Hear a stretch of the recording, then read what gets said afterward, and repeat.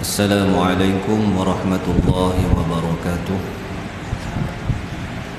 Alhamdulillahi rabbil alamin. Wassalatu wassalamu ala ashrafil anbiya wal mursalin wa ala alihi wa sahbihi ajma'in. Subhanaka la ilma lana illa ma 'allamtana innaka antal alimul hakim. Subhanaka la fahma lana illa ma fahamtana innaka antal jawadul karim. Wa la hawla wa la quwwata illa billahil aliyyil azim. Rabbi shrah li sadri wa yassir li amri wahlul 'uqdatam min lisani yafqahu qawli. Alhamdulillah, marilah sama-sama kita memanjatkan kesyukuran kita kehadrat Allah Subhanahu wa taala. Dengan limpah kurnianya kita masih lagi diberikan kurniaan Allah Subhanahu wa taala, kesihatan yang baik untuk kita mentaati perintah-perintah Allah Subhanahu wa taala.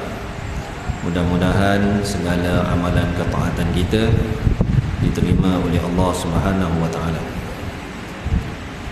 Pada malam ini kita akan sambung lagi bacaan hadis daripada kitab Wasailul Wusul ila Syamailir Rasul. Masih lagi hadis-hadis yang ringkas yang disabdakan oleh baginda sallallahu alaihi wasallam. Qala al-musannif rahimahullahu ta'ala wa nafa'ana bihi wa bi'ulumihi fid dharain amin. Wa qala an-nabiy sallallahu alaihi wasallam wa thalathun muhlikatun hawan muttaba'un wa syuhun muta'un wa i'jabul mar'i binafsihi. Sambungan daripada hadis minggu lepas, hadis yang terakhir yang dibaca pada minggu lepas ialah baginda sallallahu alaihi wasallam beritahu kepada kita tiga perkara yang dapat menjadi penyelamat untuk kita di kehidupan dunia dan akhirat. Yang pertama, sifat takut pada Allah Subhanahu wa taala semasa sunyi diri ataupun semasa bersama orang ramai. Yang kedua, bersikap adil sama ada ketika redha ataupun ketika marah. Dan yang ketiga, bersederhana semasa kita berada di dalam kesusahan, dalam keadaan berhajat, dan juga bersederhana pada ketika kita ini dalam keadaan lapang, dalam keadaan berada. Sambungan daripada hadis tersebut, Nabi sallallahu alaihi wasallam bersabda, tiga perkara membinasakan. Ada tiga perkara yang boleh menyebabkan pelakunya itu terjerumus di dalam kebinasaan. Yang pertama, hawan muttaba'un, keinginan ataupun hawa nafsu yang diikuti. Nafsu yang ada dalam diri kita ni, kita boleh ibaratkan dia seperti musuh dalam selimut. Sekiranya nafsu kita ini tidak dikekang dengan kekuatan iman yang ada di dalam hati kita, maka dia akan sentiasa mendorong kita ke arah perkara-perkara yang Allah Subhanahu wa taala tak suka. Perkara-perkara yang akhirnya menyebabkan kebinasaan diri kita sendiri. Sebab itu ikut nafsu ni. Sebab di dalam Al-Quran ada disebutkan firman Allah Subhanahu wa taala, innan nafsa la'ammaratun bisu'.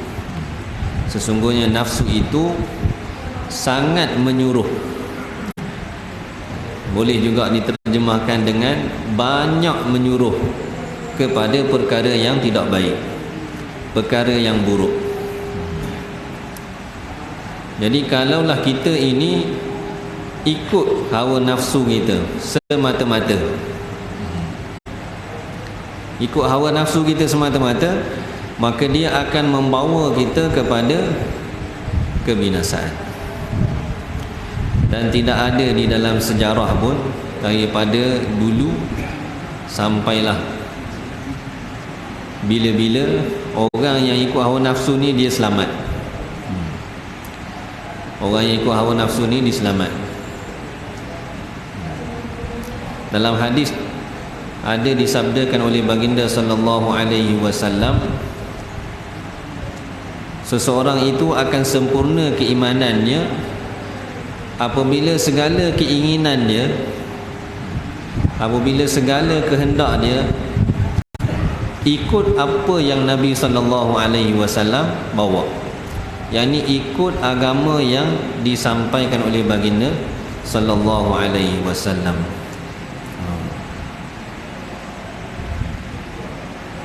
La yu'minu ahadukum hatta yakuna hawahu taba'an lima ji'tu bihi.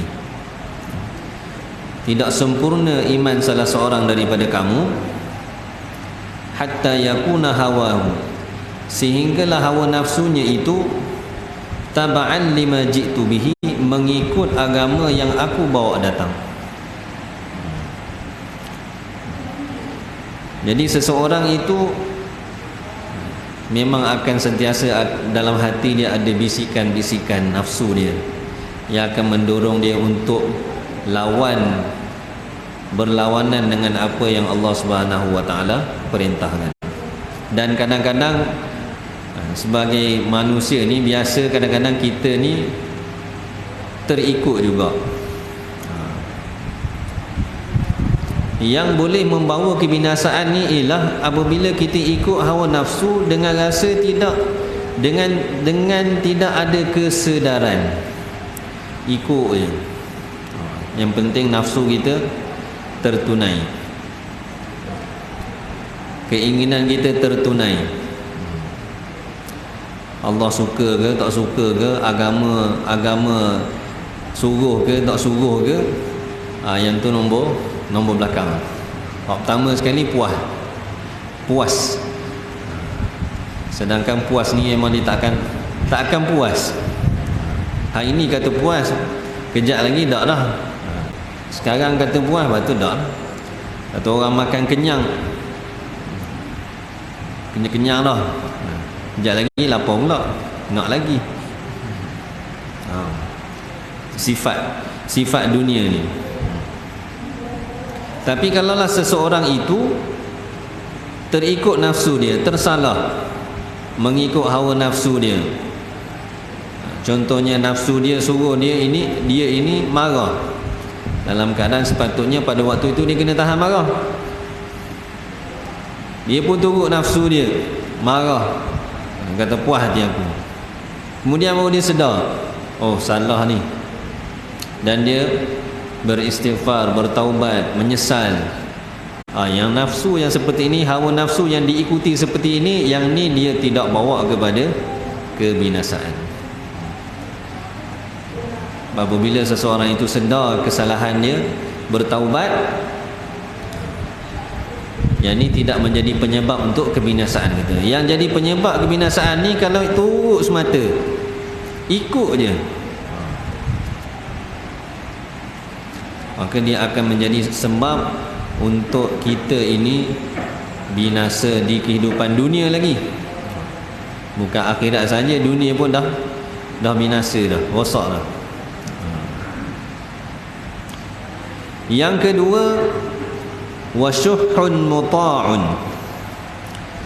kebakhilan yang diikuti. Tadi ikut hawa nafsu. Yang kedua, bakhil, kedekut. Kedekut ini maksudnya kedekut dalam menyempurnakan hak-hak Allah Subhanahu wa taala. Sepatutnya kita ini bila ada harta sampai masanya, cukup nisabnya, cukup haulnya, kena keluarkan zakat. Contoh, sampai masa kita tak mahu keluarkan zakat, dan kita ikut perasaan kita ni, rasa takut kalau kita keluar ni jadi sikit pula. Padahal zakat tu tak banyak mana pun, hak tinggal tu banyak lagi. 1/40, 39 tinggal, je nak beri. Tapi hak satu tu pun susah nak lepas tu, ya Allah.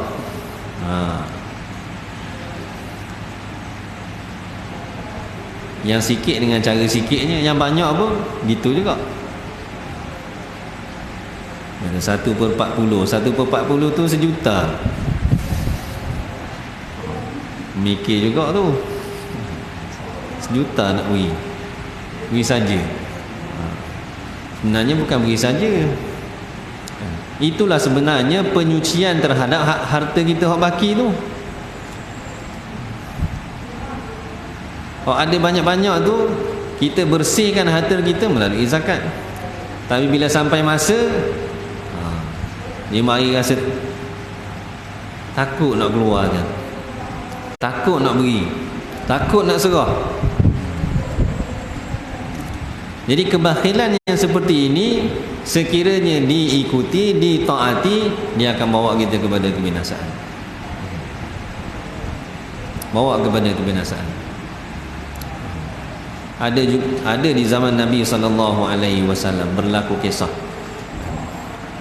Walaupun ada sebahagian, ada sesetengah pendapat kata tidak sabit kisah ni, tapi kisah ni masyhur di kalangan sahabat Nabi SAW yang dikurniakan harta kepada dia setelah dia minta Nabi SAW berdoa.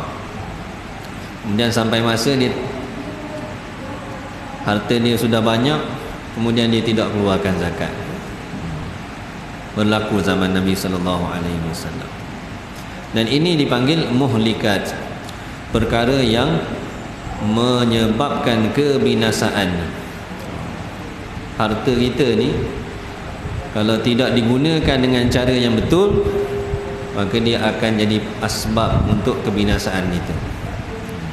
Apa-apa yang ada pada kita ni semuanya pinjaman belaka. Pinjaman, bukan hak kita sebenarnya. Atas dunia ni zahir nampak milik kita lah. Kereta kita, rumah kita, semua tu tulis nama kita belaka, tanah kita. Tapi sebenarnya tu semua pinjaman. Buktinya apa? Bukti di akhirat nanti kena tanya. Kalau hak kita sungguh, nak apa kena tanyanya? Hak kita, ikut kita lah. Allah tanya kita, boleh daripada mana, dapat daripada mana, sumber tu kena tanya. Lepas boleh tu disalurkan ke mana pula pun kena tanya juga. Kalau atas dunia ni kita boleh katalah hak saya, ikut saya, nak tak mana pun. Tapi di akhirat tak boleh. Sumber mana masuk, ke mana dikeluarkan, tanya belaka. Harta. Jadi dalam harta yang Allah Ta'ala kurniakan pada kita ini, kalau kita gunakan dia seperti yang dikehendaki oleh Allah dan Rasul, maka dia akan jadi asbab untuk kita selamat. Dia akan jadi simpanan kita di akhirat nanti. Simpanan. Kita nampak simpan, yang kita simpan tu yang jadi bekalan kita. Sebenarnya yang kita belanja kepada jalan kebenaran ni, kepada tempat yang sepatutnya, itulah sebenarnya simpanan. Orang lain tu simpan bukan untuk kita, untuk orang. Orang lain akan mewarisi. Kalau dari segi fiqahnya, apabila seseorang itu dah sampai tahap sakit ataupun tahap keuzuran yang memang tidak ada harapan untuk sembuh, tak ada harapan nak sembuh. Doktor kata adalah seminggu lagi contoh. Waktu itu semua harta-harta dia tu, aset-aset yang dia ada tu tak boleh buat apa dah. Pada waktu itu telah ada ta'alluq pewaris pada harta tu. Dah masuk dah hak waris dalam tu. Kalau waktu tu lah baru dia nak beri sedekah, saya nak sedekah semua harta saya, tak boleh dah. Tak boleh. Sebab ada ta'alluq waris dah pada ketika itu. Tak mati lagi. Belum mati lagi.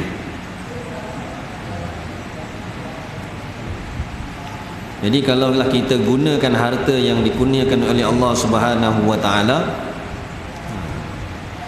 sifat tidak mahu memberi ni itu memang ada dalam naluri setiap orang tu, fitrah ni. Hak dia nak beri ke orang ni bukan senang. Kita cari susah-susah. Tetapi apabila kita letakkan perintah Allah Subhanahu wa taala di hadapan kita dan kita tahu apa sebenarnya yang kita lakukan ini adalah kita taat perintah Allah, maka benda tu dia jadi mudah. Jadi mudah.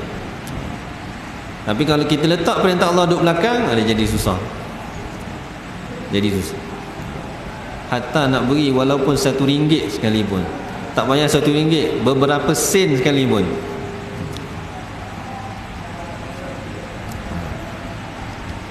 beberapa sen sekali.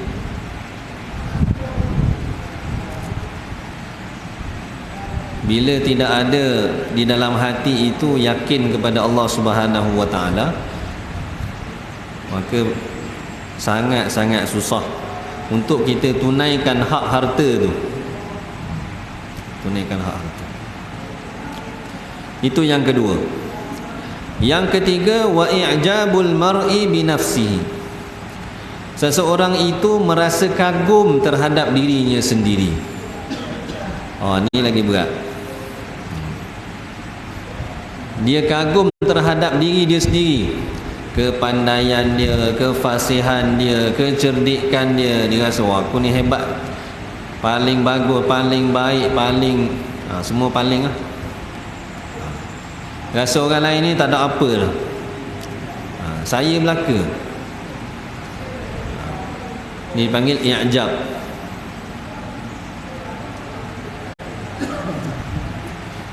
Kalau ikut dalam syarahan hadis ini ditulis, kebanyakan berlaku perkara ini adalah terhadap ahli ilmu. Macam saya ni lah, duk ceramah depan ni, sedap sangat cakap, rasa kita hebat, rasa orang lain tak betul belaka. Kita seorang je. Allahu Akbar. Dan memang perasaan tu dia akan mari. Dia akan mari. Siapa pun lah, belajar apa pun, tak, bila kita ada sesuatu kepandaian, dia akan ada perasaan tu. Kita ni ada kelebihan ni, dia tak ada, kita buat lebih baik, macam-macam lah. Masya-Allah. Jadi perasaan ni dia akan membawa kita kepada apa? Kepada sifat takabur. Sifat takabur, sifat sombong, menyebabkan kita rasa orang lain ni semua rendah, kita seorang je tinggi. Allahu Akbar. Susah ni, susah. Lebih-lebih lagi orang yang diletak di hadapan, dikedepankan, tak kira lah dalam masyarakat ke apa ke, perasaan ni susah. Hanya sesiapa yang di dalam hatinya ada keimanan yang tulus pada Allah Subhanahu wa taala, keyakinan dia, kenal, sentiasa ingat Allah Subhanahu wa taala, tahu dia tu siapa, dia tu hamba je. Kita ni hamba Allah Ta'ala, tak ada apa sebenarnya, semua pinjaman Allah Ta'ala beri pada kita. Dan Allah nak tarik sekejap je. Kita pun tak sedar kena tarik lah nikmat. Apa-apa saja mesti kepandaian, kesihatan, semua kekuatan, tenaga ni Allah nak tarik sekejap hilang. Maka apa sahaja kelebihan yang kita ada, kita kena rasa bahawa ini adalah kurniaan Allah Subhanahu wa taala.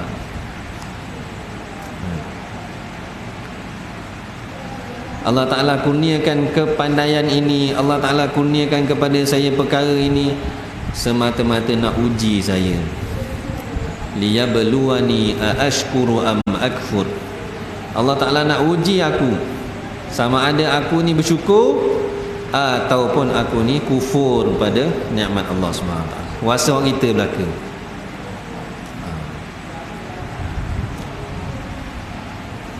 Jadi ni 3 perkara. Hawa nafsu yang diikuti, kebakhilan yang ditaati, kekaguman seseorang itu terhadap dirinya sendiri. 3 perkara ni kalau kita dapat jaga, kita dapat kawal, kita dapat usahakan, insya-Allah di kehidupan dunia maupun di kehidupan akhirat kita akan terselamat daripada kebinasaan. وقال النبي صلى الله عليه وسلم الجار قبل الدار والرفيق قبل الطريق. Bersabda Nabi sallallahu alaihi wasallam, ini panduan Nabi sallallahu alaihi wasallam terhadap kita dalam 2 perkara. Yang pertama, baginda sallallahu alaihi wasallam bersabda, al-jaru qabla ad-dari, yakni carilah jiran yang baik, jiran yang saleh sebelum kita mendirikan ataupun kita membangunkan rumah kita. Kita nak beli rumah ke, nak buat rumah ke, panduan daripada Nabi sallallahu alaihi wasallam ialah kita carilah penempatan yang di sekeliling kita itu orang yang baik-baik, orang yang baik-baik, orang-orang yang saleh, yang dapat memberi dorongan kepada kita, memberi semangat kepada kita untuk kita dekatkan diri pada Allah Subhanahu wa taala. Duduk dalam suasana yang baik ini satu benda yang penting juga. Kalau kita duduk di dalam suasana yang tidak baik, walaupun kita ni baik, lama-lama kita pun jadi tak baik juga. Suasana tu memberi kesan.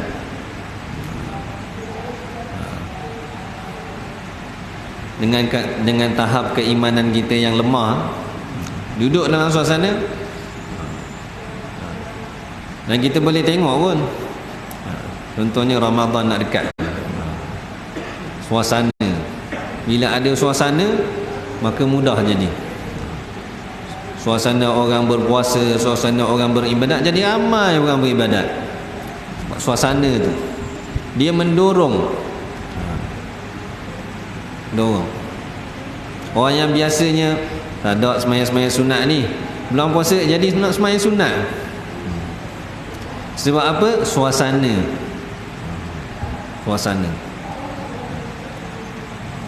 Bulan Ramadan ni, hari-hari yang kita nak duduk ni, Nabi kata sebelum nak buat rumah, tengok dulu kawasan rumah kita tu, jiran-jiran kita jenis macam, jiran-jiran yang ada di keliling kita tu, kita kenal dulu jiran-jiran. Jiran yang baik, buat rumah situ, insya-Allah banyak manfaat dapat, banyak manfaat.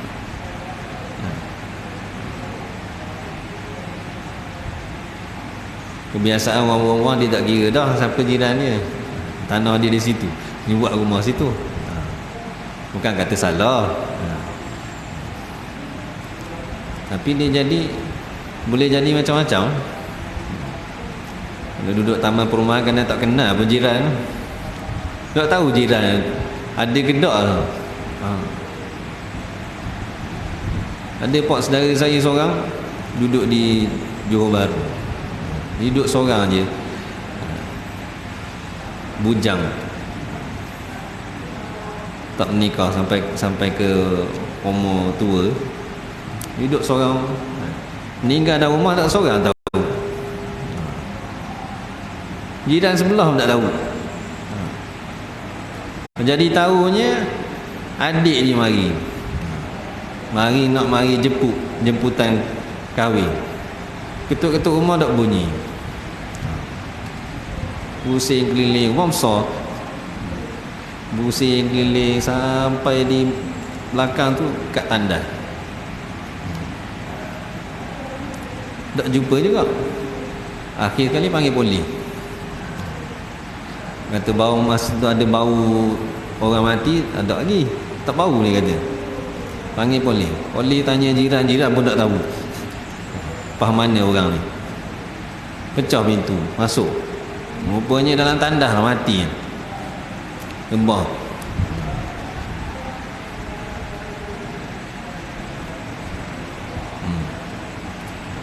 Kita masuk tu bau-bau, ni kat luar dia pusing lama tak bau. Tu penting jiran sebelah pun tak kenal, jiran pun tak ambil tahu, seorang Allah. Sedih. Jenazah tak ada rupa jenazah, tahu apa lama.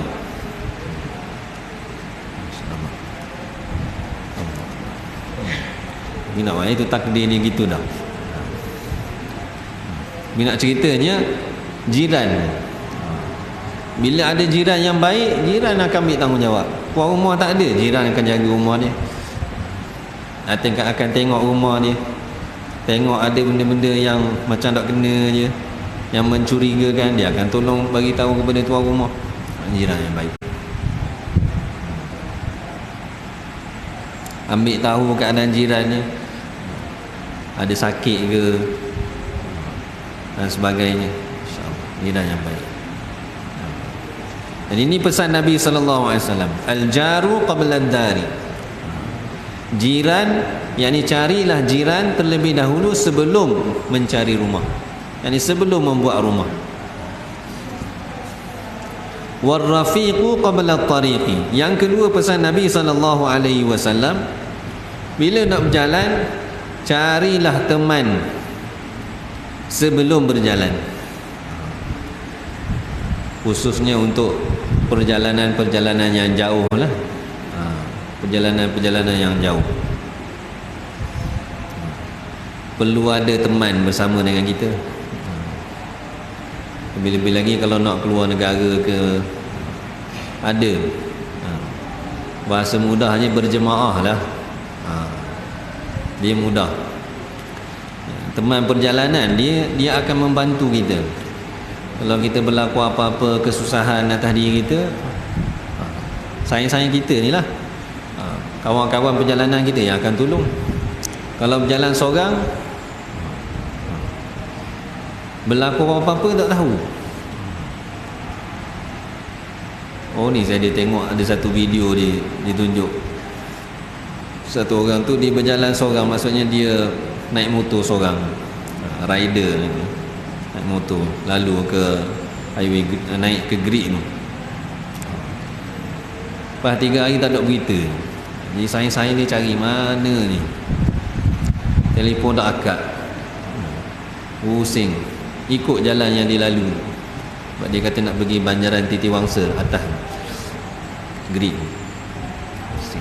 Lalu akhir sekali jumpa, masuk dalam rok dah, hati babas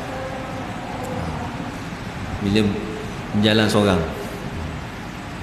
Jadi Nabi kata ar-rafiqu qabla at-tariqi, carilah teman yang boleh membantu kita, teman yang boleh membantu kita sebelum kita berjalan. Ini pesanan yang sangat penting. Kalau kita duduk kat rumah je mungkin tak rasa perlu sangat. Kalau kita bergerak pergi tempat-tempat yang kita tak biasa, memang sangat-sangat perlu ada teman. Dan sambungan hadis ini juga Nabi SAW pesan kepada kita, wazadu qabla ar-rahil, sediakanlah bekalan sebelum bergerak. Nak pergi mana-mana, sediakanlah bekalan, segala bentuk bekalan. Maknanya dengan kadar bila kita pergi ke mana-mana, kita tidaklah mengharap kepada orang, kita tidaklah menyusahkan orang, sebab kita dah siap-siap, dah sediakan bekalan.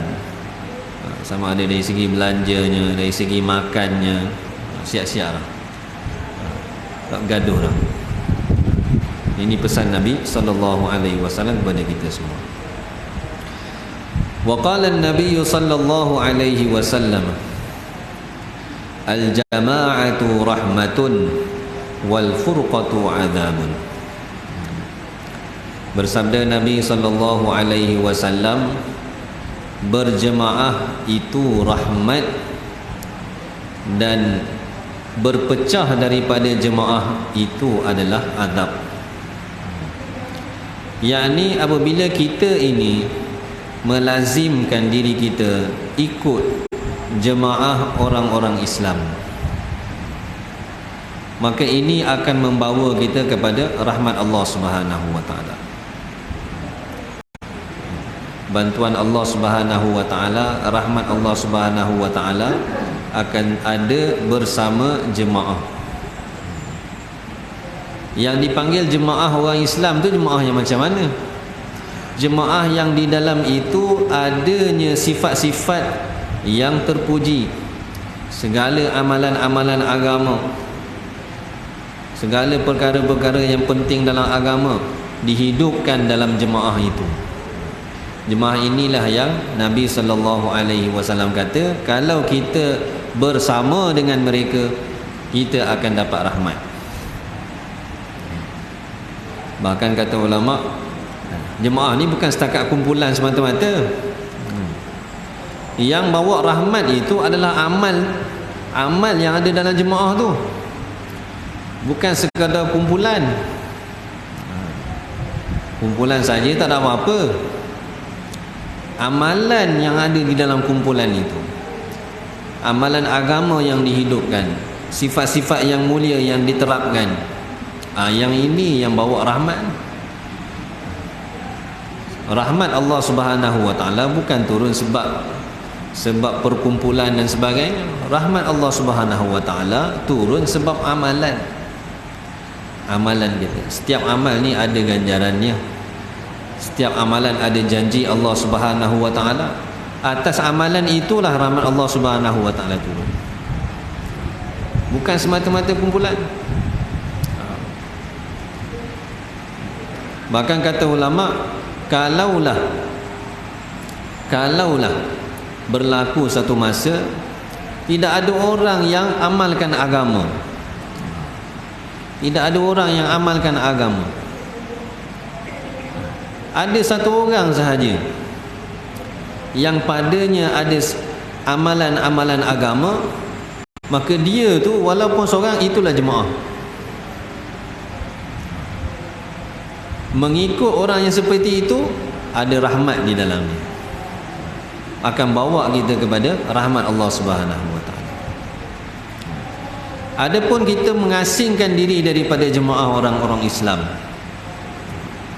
kita lari daripada membantu ataupun bersama dengan jemaah orang-orang Islam, maka dia ini adalah sebab untuk mendapat azab Allah Subhanahu wa taala. Sebab apa? Bila kita asingkan diri kita, maka kita akan mudah terpedaya dengan tipu daya syaitan. Tipu daya syaitan itulah yang bawa kita kepada azab Allah Subhanahu wa taala, bawa kita kepada perkara-perkara yang tidak baik. Maka setiap daripada kita kena cari jemaah yang boleh membawa kita kepada agama Allah Subhanahu wa taala, yang hidup dalamnya perintah-perintah Allah Subhanahu wa taala. Tengok dalam dunia ni banyak jemaah dia. Kita nak ikut yang mana? Yang menghidupkan perintah-perintah Allah Subhanahu wa taala. Yang itulah yang kita ikut, yang kita bersama, yang kita sokong. Kalau ada banyak jemaah begitu, banyaklah kita sokong, tak ada masalah. Tak mestinya satu. Cuma dekat nak kiamat nanti, dia akan jadi satu. Bawa satu panji saja Imam Mahdi. Ni akhir sekali. Ini tuntutan untuk setiap orang beriman, supaya diri kita, keluarga kita sentiasa berada dalam rahmat Allah Subhanahu wa taala. Kita kena lazimi diri kita bersama dengan jemaah. Dan jangan kita larikan diri kita, keluarkan diri kita daripada jemaah orang Islam.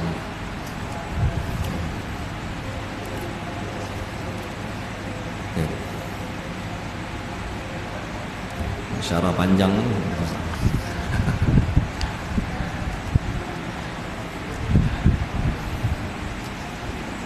Masuk atur. Seminit ini.